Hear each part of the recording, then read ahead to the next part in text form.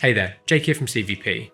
Sony has just announced the RIALTO 65, and honestly, I'm incredibly excited for it. The RIALTO 65 is a new sensor block and RIALTO system that can be used with the existing Venice 2 camera. The Venice 2 has been used across a wide range of productions since it was announced back in 2021, and this new sensor is going to breathe new life into this ecosystem. In today's video, I want to break down some of the interesting bits of information we know so far and explain why I'm so excited for this new sensor. First off, I think the branding of RIALTO being used here is a bit confusing, as you can actually use the new sensor block with either the RIALTO system or insert it directly into the camera body itself, just as you can with the other two Venice 2 sensors. Sony are referring to these modes as Studio and Extension mode. The RIALTO system is an accessory for the Venice 1 and Venice 2, which allow you to separate the removable sensor blocks and tether them to the camera body with a highly durable cable. This way you can get the full power of the Venice systems, but in some really unique compact configurations. This is possible with all three sensors with the Venice 2, but you'll need to use the correct RIALTO for the sensor you want to use. It's going to be really interesting to see what cinematographers do with a sensor this big in a package this small. The RIALTO 65 has a new and improved cooling system to handle the larger sensor. This includes more fans for increased airflow, and the sensor block itself acts as a large heatsink. The cooling system on the Venice cameras works really well already, so I'm sure this will as well. The Venice cameras are incredibly well designed and well built cameras, and they have been incredibly reliable across the board throughout the years. The sensor Sony has used for the RIALTO 65 is a massive 9.6K sensor with an approximate size of 53.75 by 35.83mm, giving it a diagonal of 64.6mm.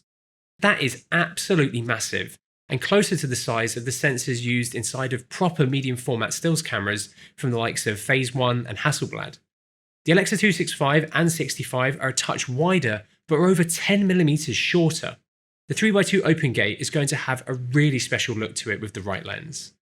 We don't have the exact full resolution just yet, but given it's 9.6K, it should be close to 9600 by 6400 pixels, which would give it a rough pixel pitch of 5.6 microns, which is going to make it interesting when it comes to sensor performance. I think 9.6K is actually a really good resolution for a sensor of this size. I think it's a nice balance of a good pixel size, resolution, and hopefully data should be manageable for a camera with this size sensor. All these numbers should make it obvious that this isn't just a larger cut of the 6 or 8.6K sensors used in the Venice 1 and Venice 2, so it should mean it's a brand new sensor. The Alexa 65 and 265 have an aspect ratio of 2.1 to 1, whereas the RIALTO 65's is 1.5 to 1 or 3x2. The 3x2 aspect ratio is good for two things. One, for capturing a larger 16x9 or 3x2 frame with spherical lenses, or you'll be able to use anamorphic lenses that can cover the full 3x2 of the sensor and capture some insane anamorphic imagery. I can't wait to see some imagery of the 3x2 open gate that this camera is going to capture. Sony has already confirmed that the RIALTO 65 will have different crop modes to make the sensor more versatile for different lenses that have different image circles. That'll be great for rental houses wanting to get more versatility out of the Venice 2 system, and for cinematographers wanting to use the camera in different ways. Using the rough numbers we have for the resolution and size, we have made this graphic which estimates some of the formats and modes we could see in the camera for different sensor sizes and formats. It's nice to see that full frame is roughly 6K, which I think is a really good resolution for full frame. So, putting sensor design aside, the big optical benefit of using larger sensor cameras is the ability to use longer focal length lenses to capture a wider field of view than an equivalent smaller sensor.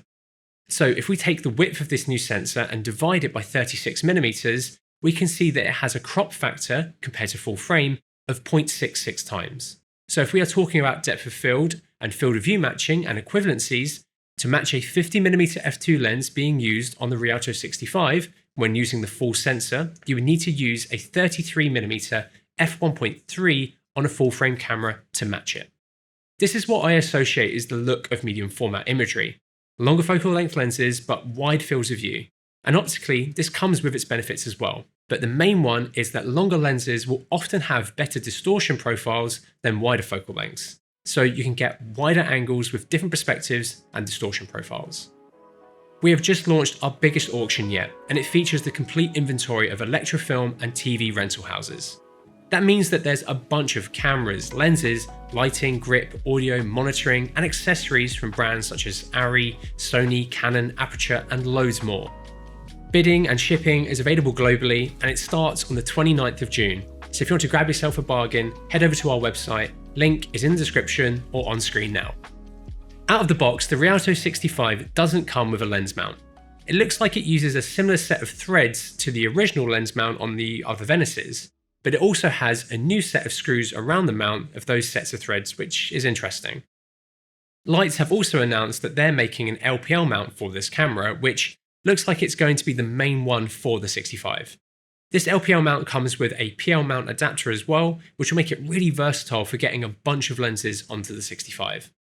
As we've said previously, this new sensor is absolutely massive and requires lenses that can cover its huge 64.8mm diagonal, which even some modern 65mm lenses may not do.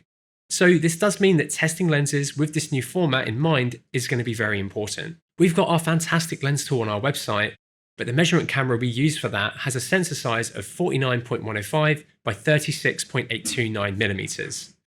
That means our tool doesn't quite show the width of sensors like this new one in the RIALTO 65 and the Alexa 265, which are both a few millimeters wider.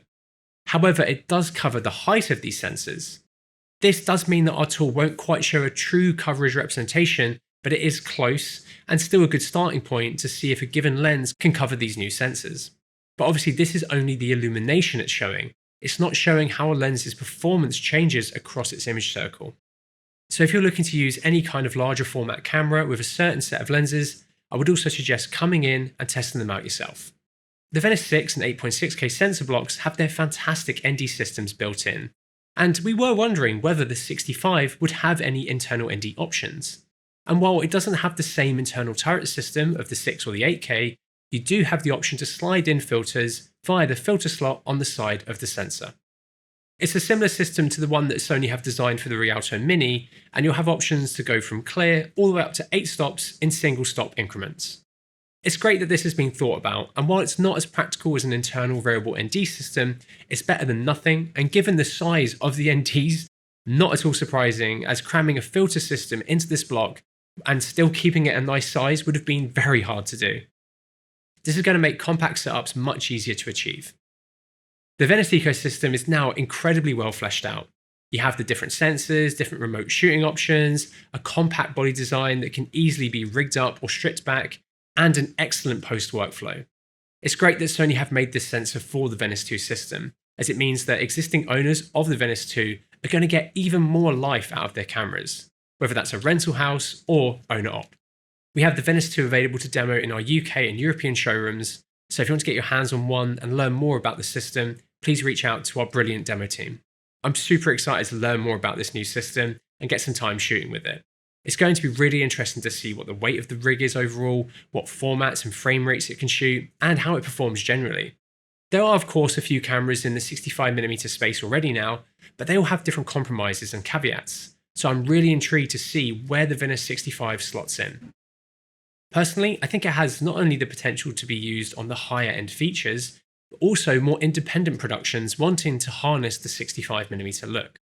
There's no price for it just yet, but as it's going to be a separate purchase from the Venice 2, it's going to be interesting to see how much it comes in at. But I certainly think it's going to be aimed squarely at rental houses. We're going to be making some more content around 65mm filmmaking soon and running in-person workshops later in the year, so let us know what you want to see in those in the comments. Sony have said that it should be shipping at the beginning of next year. If you have any more questions, let us know. And if you like the video, please give it a like and maybe consider subscribing so you don't miss out on our awesome upcoming content. And thank you so much for watching.